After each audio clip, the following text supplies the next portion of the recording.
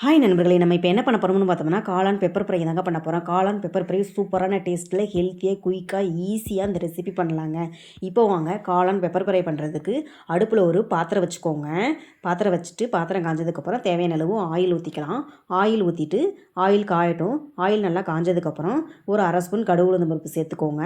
ஒரு பெரிய வெங்காயம் தேவையான அளவு கட் பண்ணி சின்ன சின்னதாக கட் பண்ணி சேர்த்துக்கிறேன். 2 கொத்து கருவேப்பிலை சேர்த்துக்கிறேன். சேர்த்துட்டு வெங்காயத்தை நல்லா வதக்கிக்கோங்க. நல்லா வதக்கிட்டு இருக்கிறப்ப தேவையான அளவு உப்பு சேர்த்துக்கோங்க. உப்பு சேர்த்துட்டு வெங்காயத்தை நல்லா பொன்னிற வர அளவுக்கு நல்லா வதக்கிக்கோங்க.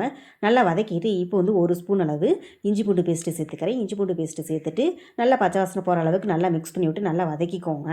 நல்லா வதக்கிட்டு இப்போ வந்து ஒரு 2 சின்ன தக்காளி எடுத்துக்கிறேங்க. சின்ன சின்னதாக கட் பண்ணி சேர்த்துக்கோங்க. சேர்த்துட்டு நல்லா தக்காளியை நல்லா மிக்ஸ் பண்ணி விட்டு நல்லா கலந்து விட்டு தக்காளி நல்லா குழைவா நல்லா வதக்கிக்கோங்க. நல்லா வதக்கிட்டு இப்போ வந்து நம்ம மசாலா ஐட்டம் சேர்த்துக்கலாம். மஞ்சத்தூள் வந்துட்டு ஒரு 1/4 டீஸ்பூன் அளவு சேர்த்துக்கிறேன். 1 ஸ்பூன் மிளகாய்த்தூள், 1 ஸ்பூன் மல்லித்தூள். நீங்கள் காரத்துக்கு இன்னும் மிளகாய்த்தூள் சேர்த்துக்கிறதா இருந்தால் சேர்த்துக்கோங்க. மசாலா எல்லாத்தையும் சேர்த்துட்டு நல்லா மிக்ஸ் தக்காளி வெங்காயம் எல்லாம் நல்லா மசாலா நல்லா மிக்ஸ் ஆகிற மாதிரி நல்லா குழைவாக நல்லா மசிச்சு விட்டு நல்லா வதக்கிக்கோங்க. நல்லா வதக்கிட்டு இப்போ வந்து நம்ம காளானை வாஷ் பண்ணி தேவைக்கேற்ப சைஸில் நம்ம கட் பண்ணி சேர்த்துக்கிறோம். சேர்த்துட்டு இப்போ வந்து நான் தேவையான அளவுக்கு காளான் சேர்த்துக்கிட்டேன். சேர்த்துட்டு நல்லா மசாலா எல்லாமே நல்லா காளானில் நல்லா மிக்ஸ் ஆகிற மாதிரி நல்லா கலந்து விட்டுக்கோங்க. நல்லா மிக்ஸ் பண்ணி விட்டு நல்லா கலந்து விட்டுட்டு இப்போ வந்து தண்ணி சேர்த்துக்கலாங்க. ரொம்ப சேர்த்துக்கக்கூடாது, கொஞ்சமாக சேர்த்துக்கோங்க. இந்த அளவுக்கு சேர்த்துட்டு இப்போ வந்து ஒரு மூடி போட்டு வச்சுக்கலாம். இது குக் ஆகட்டும்.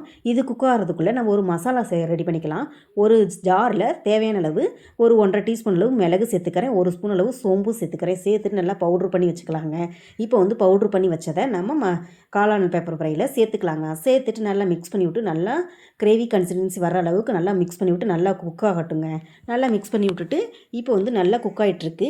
நல்லா கிரேவி கன்சிஸ்டன்சிக்கும் வந்துருச்சு. இப்போ வந்து அடுப்பை ஆஃப் பண்ணிக்கலாம். அவ்வளோதாங்க, காளான் பெப்பர் ஃப்ரை ரெடிங்க. நீங்களும் உங்கள் வீட்டில் இது மாதிரி ட்ரை பண்ணி பாருங்கள். காளானில் நிறைய சத்துக்கள் இருக்குதுங்க.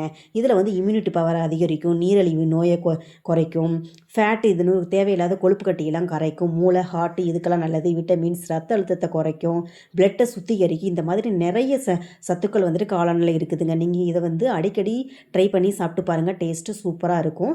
இந்த மாதிரி ட்ரை பண்ணி சாப்பிட்டு பார்த்துட்டு எப்படி இருந்துச்சுன்னு கமெண்ட் பாக்ஸில் கமெண்ட் பண்ணுங்கள். வீடியோ பிடிச்சிருந்துச்சுன்னா கேபி தேவி சேனலை லைக் பண்ணுங்கள், சப்ஸ்கிரைப் பண்ணுங்கள், ஷேர் பண்ணுங்கள், கமெண்ட் பண்ணுங்கள். நம்ம காளான் பெப்பர் ஃப்ரையை ஒயிட் ரைஸ்லேயே வச்சு சாப்பிடலாம். மற்ற எல்லா சாப்பாட்டுக்கும் தொட்டுக்கிறதுக்கும் வச்சு சாப்பிடலாம். டேஸ்ட்டு சூப்பராக இருக்கும்.